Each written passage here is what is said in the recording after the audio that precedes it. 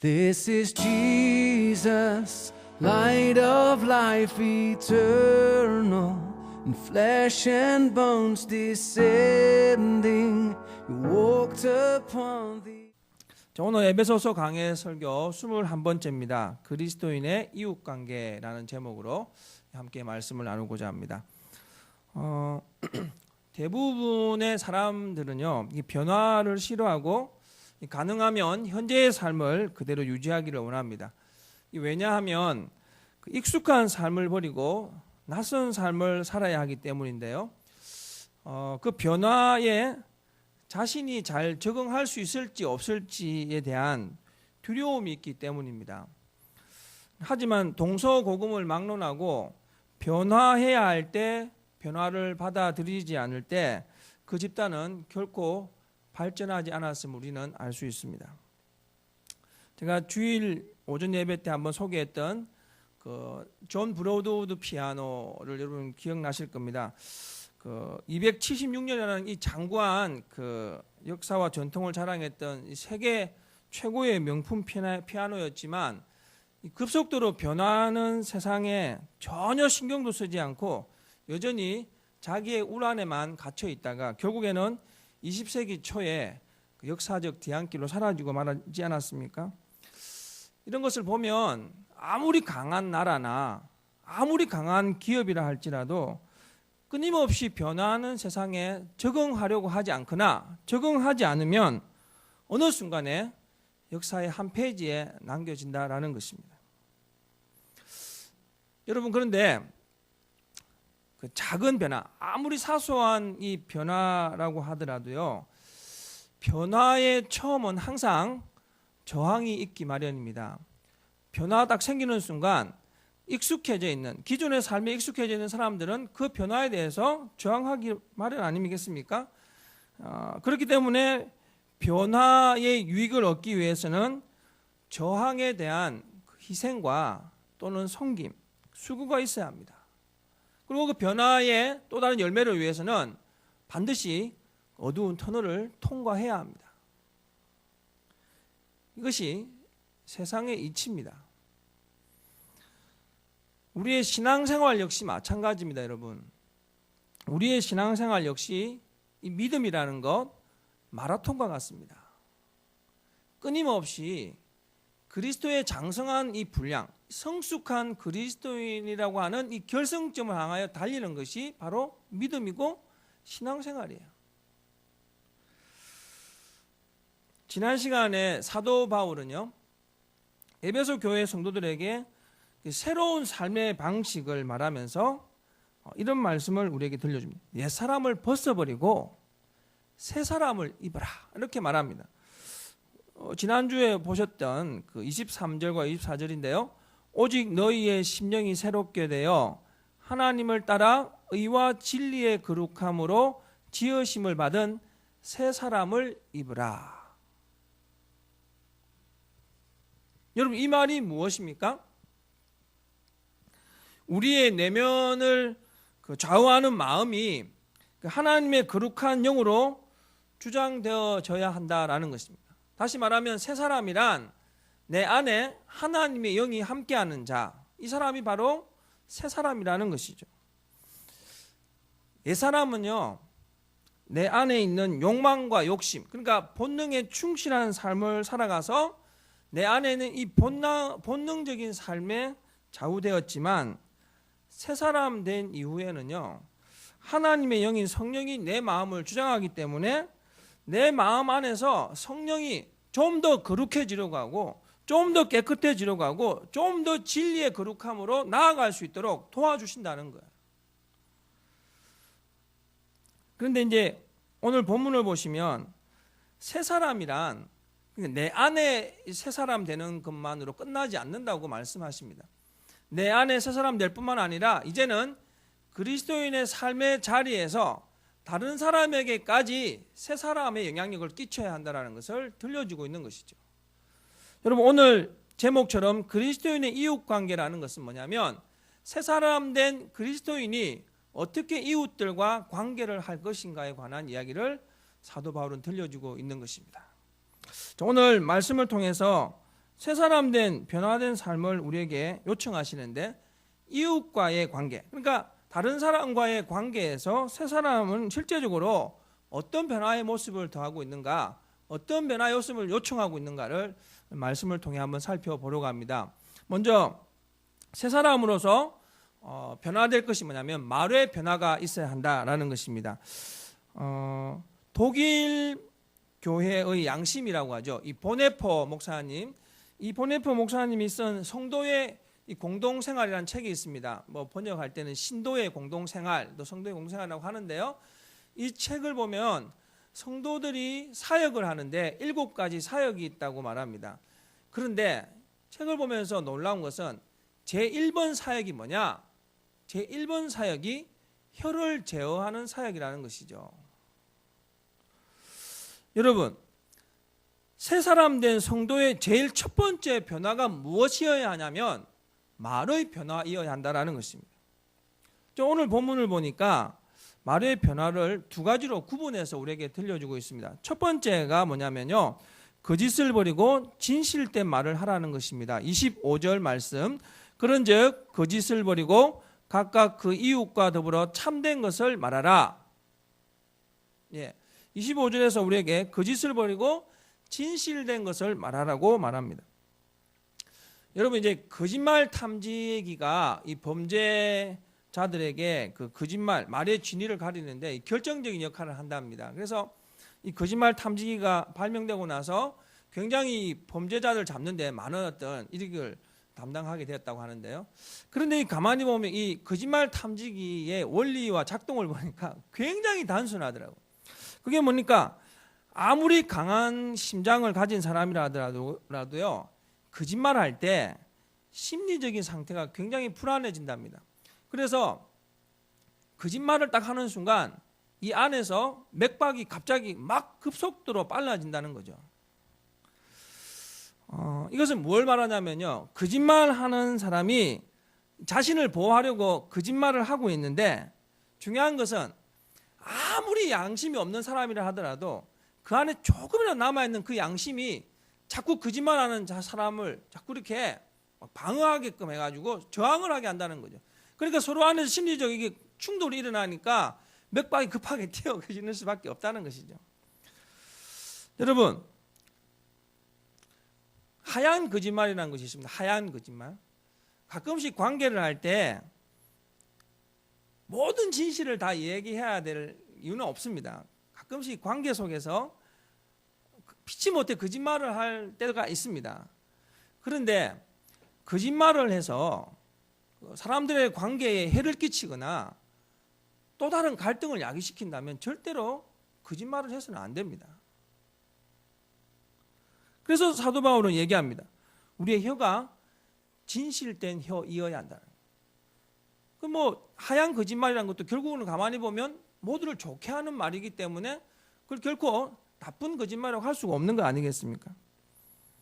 두 번째, 이제 말의 변화에 관해서 얘기하는데, 더러운 말을 버리고 선한 말, 덕을 세우는 말, 은혜로운 말을 하라고 우리에게 요청하고 있습니다. 우리 29절 말씀을 같이 읽겠습니다. 29절, 무릇 더러운 말은 너희 입 밖에도 내지 말고 오직 덕을 세우는데 소용되는 대로 선한 말을 하여 듣는 자들에게 은혜를 끼치게 하라. 아멘. 두 번째, 새 사람에게 이 말의 변화에서 중요한 요소가 뭐냐면 선한 말, 은혜를 끼치는 말, 덕을 세우는 말을 하라는 것이죠. 여러분, 인간이라는 존재가 원래 이기적인 존재입니다. 이기적인 존재이기 때문에 본능적인 삶에 충실할 때는 가장 먼저 자신부터 생각하게 됩니다. 자기 위주의 생각을 먼저 하게 되는 것이죠.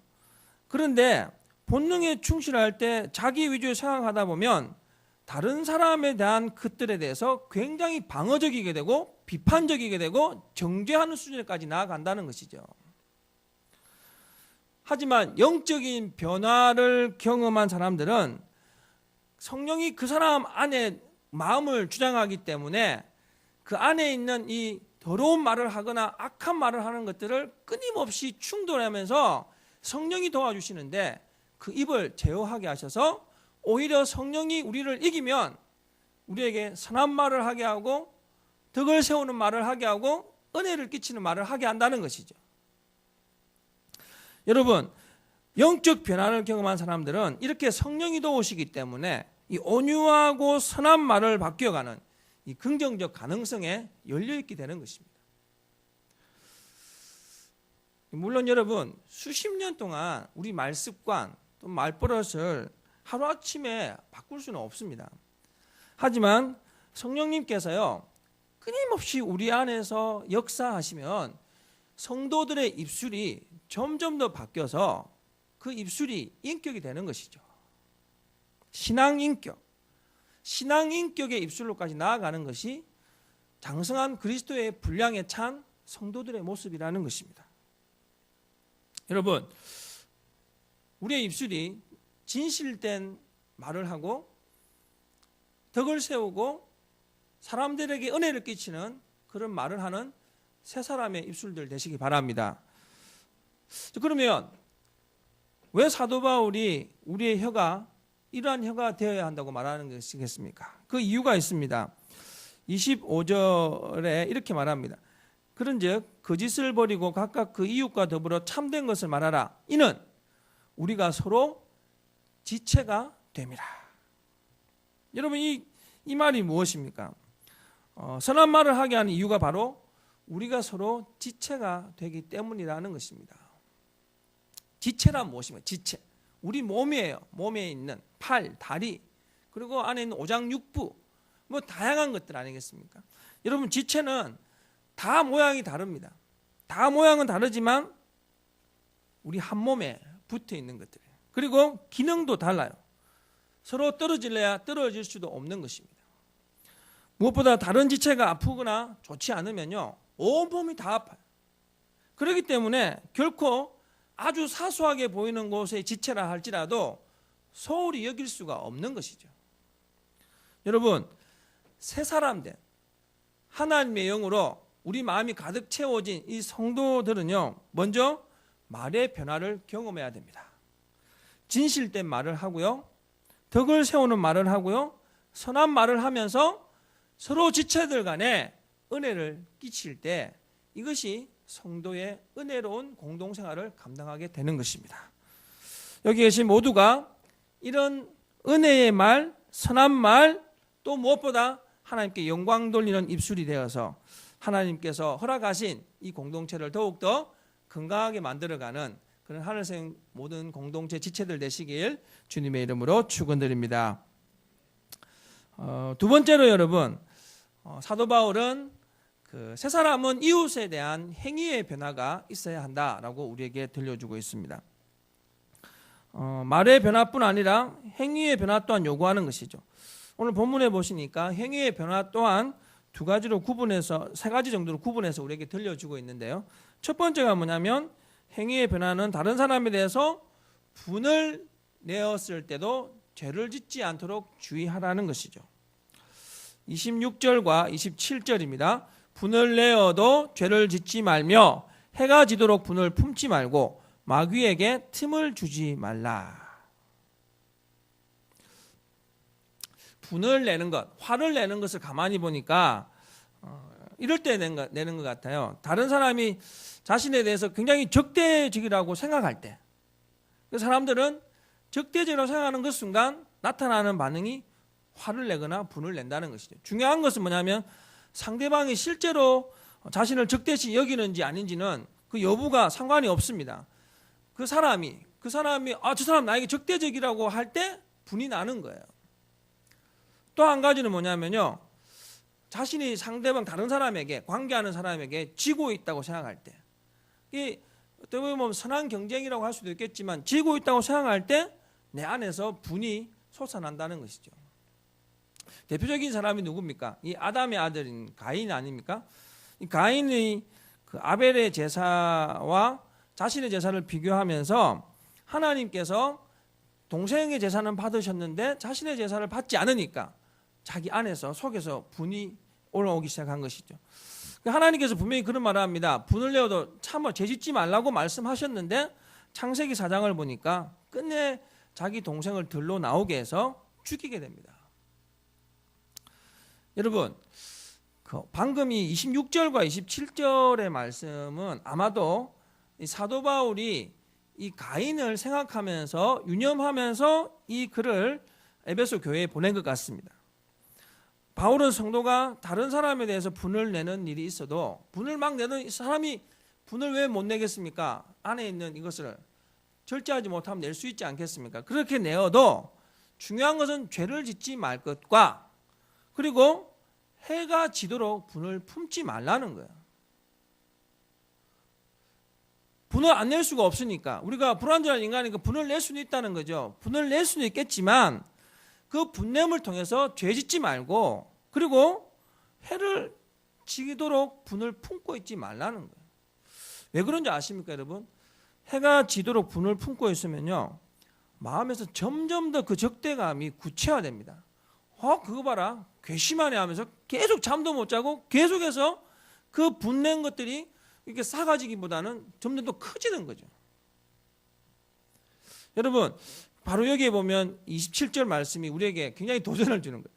마귀에게 틈을 주지 말라는 거죠. 바로 이렇게 분이 구체화된다는 것은 마귀에게 틈을 줘서 가인처럼 살인을 하게 되거나 물론 살인을 하지 않겠지만 마음속에 정말 죽이고 싶은 마음을 갖게 되게 하는 이런 일들을 자행하게 된다는 것이죠. 여러분 기억하시기 바랍니다. 우리의 이 마음이란 한순간도 성령님께서 도와주지 않으시면 본능에 무릎 꿇고 맙니다. 마귀에게 무릎 꿇고 만다는 것이죠. 마귀는 늘 우리를 우는 사자처럼 지켜보고 있다가 그 틈새를 통하여서 우리에게 들어와서 우리를 하나님의 사람의 길을 가로막고 점점 더 하나님과 멀어지게 하고 하나님과 갈등하게 하는 그런 일을 조장하는 것입니다. 여러분 오늘 이 시간 우리 안에 정말 분을 품지 아니하도록 노력하되 분을 만약에 내어도 우리가 죄를 짓지 말고 해가 지나도록 품지 않을 수 있도록 그렇게 우리 행동의 변화를 만들어가는 저와 여러분 되었으면 좋겠습니다. 두 번째로 여러분 변화된 새 사람은 다른 사람들에게 선을 행하는 사람을 살아갑니다. 28절 도둑질하는 자는 다시 도둑질하지 말고 돌이켜 가난한 자에게 구제할 수 있도록 자기 손으로 수고하여 선한 일을 하라. 여기에 보니까 그 재밌는 표현이 있습니다.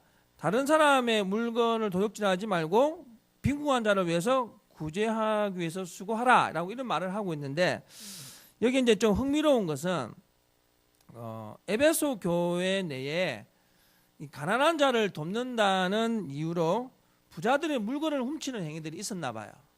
이게 한마디로 말하면 이런 거죠. 우리나라의 홍길동 또는 어떤 의적 임꺽정 같은 그런 존재들이 있었나 봅니다. 근데 여러분 이걸 잘 보셔야 되는 것은 바울은 의로운 도둑질도 인정하지 않습니다. 가난한 자를 돕는다는 이유로 자신의 손을 수고하지 않고 남의 물건을 훔쳐서 누굴 돕는다. 이건 인정하지 않고 바울이 뭐라고 말합니까? 자기 손으로 수고하여 선한 일을 하라는 거예요. 선한 일을 어떻게 하느냐? 자신이 땀 흘린 것으로 섬기라는 거예요. 여러분 땀은 사람을 결코 배신하지 않습니다. 사람이 수고하여 흘린 땀은요 그 속에 사람의 그 마음과 뜻과 정성과 사랑이 배어져 있어요. 그래서 그렇게 땀 흘린 것으로 누군가를 섬길 때 또 다른 역사가 일어난다는 것이죠. 세 번째 여러분 사도 바울은 변화된 새 사람은 옛 생활로 돌아가지 않도록 노력해야 한다라고 말합니다. 31절 같이 한번 읽겠습니다. 너희는 모든 악독과 노함과 분냄과 떠드는 것과 비방하는 것을 모든 악의와 함께 버리고. 아멘. 가만히 보니까요, 적잖은 사람들이 이제 은혜를 받았다라고 말하면서 그 성도의 여정을 걸어갑니다. 그런데 또 적지 않은 사람들이 이 성도의 은혜의 여정을 걸어가면서 옛생활로 돌아가는 사람들이 굉장히 많이 있는 것을 보게 됩니다. 여러분 왜 그러냐면요, 변화를 경험하는 순간 사람들이 착각하는 것은 뭐냐면 변화했다 이러면 자기가 온전하게 변화된 줄 알아요. 착각해요. 여러분 변화가 온전한 변화까지 가려면요 한순간에 이루어지는 게 아닙니다. 굉장히 긴 여정이 필요합니다. 사람들마다 다르지만요, 굉장히 긴 여정이 필요한 거예요. 제가 전에도 말씀드리지 않았습니까? 머리에서 가슴으로의 여행이 가장 긴 여행이에요. 언제까지 갈지 모른다는 거죠. 우리가 변화를 한번 경험하고 난 이후에 지속적이고 온전한 변화를 경험하려면요, 정말 언제까지 가야 할지 모르는 이 정말 내적인 훈련이 필요한 것입니다. 예수 믿고 새 사람 되었다 하더라도요, 성숙한 그리스도의 생활 습관을 갖추기 위해서는 끊임없이 노력해야 되는데, 그것이 바로 사도 바울이 얘기하는 것입니다. 아들을 믿는 것과 아는 일. 그러니까 하나님을 믿는 자들은 이 영적인 호흡인 기도를 멈추어서는 안 됩니다. 또 무엇보다 하나님을 알려면요, 굉장히 말씀 묵상을 깊이 하고 끊임없이 말씀을 통해서 하나님을 알아가는 일에 매진해야 한다는 것이죠. 그리스도의 장성한 분량만큼 자라가려고 하는 이 성숙한 변화에까지 나아가려면요, 하루아침에 이루어지는 게 아니에요, 여러분. 가만히 보면 모태신앙인들하고요, 좀 성인이 되어서 믿은 분들하고 차이가 굉장히 많이 납니다. 물론 은혜나 은혜의 어떤 열정이나 뜨거움은 분명 뭔가 다른 정도의 그게 있겠지만, 몸에 배어있는 이 모태신앙이 가지고 있는 이 신앙의 어떤 견고함을요, 성인이 되어서 믿은 사람들이 못 따라가요. 저는 굉장히 그걸 많이 봐요. 왜 그런지 아십니까, 여러분? 끊임없이 변화를 위해서 외부적으로 은혜의 공급을 끊임없이 받았기 때문에 그래요. 저는 이걸 보면 느낀 게 있습니다. 언어나 무엇을 하든지 어릴 때 철저하게 준비된 사람들 흔들리지 않는다는 것이죠. 그렇다고 여러분 성인들에게 가능성이 없다 이게 아니죠. 가능성이 있겠지만 중요한 건 뭐냐면, 우리가 끊임없이 이 변화의 온전한 변화로까지 나아가기 위해서 말씀과 기도를 통해서 하나님 믿는 것과 아는 일에서 계속해서 부단한 노력과 훈련이 필요하다는 것을 우리에게 들려줍니다. 여러분 여기 이제 31절에 보면 모든 악독과 노함과 분냄과 떠드는 것과 비방하는 것, 그리고 이걸 뭐라 하냐면 모든 악이라고 그러는데요, 에베소 교회 안에도, 교회 안에서도 여전히 이런 일들이 자행되고 있었다는 거예요. 여러분 이런 모습이 무엇입니까? 세상 사람들, 새 사람 되기 전에 세상에서도 살아가는 대표적인 모습들 아닙니까? 그런데 이 모습을 그대로 교회 안으로 가지고 와서 옛 사람의 모습으로 살아간다고 한다면 과연 주님께서 기뻐하실까? 사도 바울은 말합니다. 새 사람 되려면 옛 생활로 돌아가서는 안 된다는 거예요. 사랑하는 성도 여러분, 모든 악의가 나를 지배하지 않도록 우리가 끊임없이 기도와 말씀으로 무장해 나가시는 저와 여러분이 되었으면 좋겠습니다. 그래서 우리가 아무리 거룩한 삶을 살려고 노력하지만 인간의 힘과 또 인간의 힘이 감당하지 못하는 영역이 성령이 도와줄 수 있도록 끊임없이 준비되어진 그릇들로 나아갈 때 우리가 정말 새 사람의 모습을 끊임없이 지속적으로 이어갈 수 있을 줄로 믿습니다. 이런 귀한 삶을 살아서 하나님께 영광 돌리는 새 사람들 되시길 주님의 이름으로 축원드립니다. 결국 여러분, 새 사람 된 우리들은 성령의 인도하심을 받는 삶을 살아야 합니다. 30절 말씀, 하나님의 성령을 근심하게 하지 말라. 그 안에서 너희가 구원의 날까지 인치심을 받았느니라. 아멘. 사도 바울의 그 신학적 이론은 정확합니다. 그게 뭐냐면 인간의 몫과 하나님의 몫이 따로 있다는 거예요. 인간이 열심히 노력하는 몫도 있겠지만 인간의 한계를 넘는 하나님의 몫이 있다는 거죠. 그게 바로 은혜라는 것입니다. 성령이 우리에게 온다는 것, 결국에는 하나님 은혜를 주셔야 성령이 내 안에 들어오는 거 아니겠습니까? 그런데 중요한 것은 뭐냐면 성령의 속성을 잘 아셔야 돼요. 성령은 거룩한 것이고요, 깨끗한 거예요. 그런데 여러분, 우리 안에 성령을 모시려면 마음이 깨끗해져야 돼요. 거룩해져야 돼요. 그런데 여기 보십시오. 성령을 근심하게 하지 말라. 성령이 들어오시려다가 근심하게 되는 게 뭡니까? 내 안이 속된 것으로 있는 거예요. 내 안이 들어오려고 하니까 그로서 준비가 전혀 되어 있지 않는 것이죠. 왜 이런 말을 합니까? 이 30절 말씀을 잘 보셔야 됩니다. 하나님의 성령을 근심하게 하지 말라. 그 안에서 너희가 구원의 날까지 인치심을 받았느니라. 성령이 도와주셔야 우리 마지막까지 구원의 날까지 갈 수 있다는 거예요. 내 힘으로 갈 수 없다는 거죠. 내가 지금 예수 믿었다고 해서 나 지금부터 열심히 살래. 하지만 여러분, 인간의 이 몫은 하나님의 구원의 날까지 갈 수 없다는 거예요. 누가 갑니까? 성령님이 도와주셔야 돼요. 성령님을 도와주셔야 되는데 성령님이 내 안에 내재하시려면 내 안이 거룩해져야 돼요. 내 안이 깨끗해야 돼요. 내 마음이 성령을 담을 만한 그릇으로 준비돼야 돼요. 그런데 어떻게 합니까? 우리가 살아가면서 성령을 끊임없이 근심하게 할 때가 얼마나 많습니까? 성도가 성령 안에서 구속의 날까지 인치심을 받았다. 이 표현. 우리가 구원의 날 하나님이 너 구원받았어 라고 하는 도장을 받을 때까지 성령님이 도와주셔야 갈 수 있는 거예요. 자, 그런데 여러분, 성령의 능력으로 사는 성도들에게 어떤 일이 일어나느냐? 32절에 보시니까 같이 한번 읽어볼까요? 32절. 서로 친절하게 하며 불쌍히 여기며 서로 용서하기를 하나님이 그리스도 안에서 너희를 용서하심 같이 하라. 아멘. 제가 오늘 이제 이 설교를 준비하면서 보네프의 신도의 공동생활이라는 책을 읽었습니다. 이 책을 읽으면서 특히 이제 이 부분과 관련된 부분을 읽는데 그 보네포가 이런 말을 합니다. 성도의 정말 아름다운 공동생활에 두 가지 것이 있다는 겁니다. 그게 가장 아름다운 생활의 대표가 뭐냐? 감사와 용서라는 것입니다. 가만히 생각해 보니까 그런 것 같아요. 왜냐하면 우리가 은혜 받은 존재라는 것을 알면, 우리가 용서받은 존재라는 것을 알면 우리는 감사가 절로 나오는 거예요. 근본적으로 감사가 어디에서부터 나와하는가를 알게 되는 것이죠. 내가 어떤 존재인가를 알게 되면 감사하게 되고요.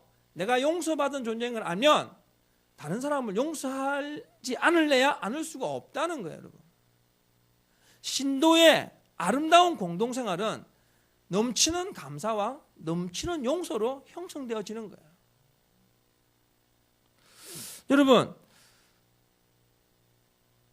우리 안에 혹시 감사하지 못하게 하는 것들이 있다면 여러분 다시 한번 우리의 근본, 옛사람에서 새사람으로 바뀔 때 주셨던 그 하나님의 은혜를 다시 한번 우리가 회상하시기 바랍니다. 그래서 죽을 수밖에 없는 그런 비참한 죄인이 의인의 반열에 서서 하나님의 특심한 자녀, 사랑받는 자녀가 된 이 자체의 그 은혜에 감사하게 되고, 또 무엇보다 그 은혜에 감사를 하게 되면 다른 사람이 아무리 악하고 아무리 못된 것으로 나이가 정말 이해하지 못할 것으로 다가온다 할지라도 용서함으로 나아가게 될 줄로 믿습니다. 여러분, 하늘샘교회가 이런 감사와 용서의 이 아름다운 신도의 공동생활을 잘 감당하고 갖고 갈 때 우리 하나님께서는 이 교회 위에 정말 하나님의 또 다른 크신 은혜를 더하여 주실 줄로 믿습니다. 여러분, 감사와 용서가 가득 찬 공동체와 교회를 만드는 것, 이것이 하늘샘 교회가 감당해야 할 몫입니다. 여러분, 오늘 이 저녁에 굉장히 많은 것을 했습니다. 많은 것을 했지만 중요한 것은 새 사람은 말이 변해야 되고 행동이 변해야 한다는 것입니다.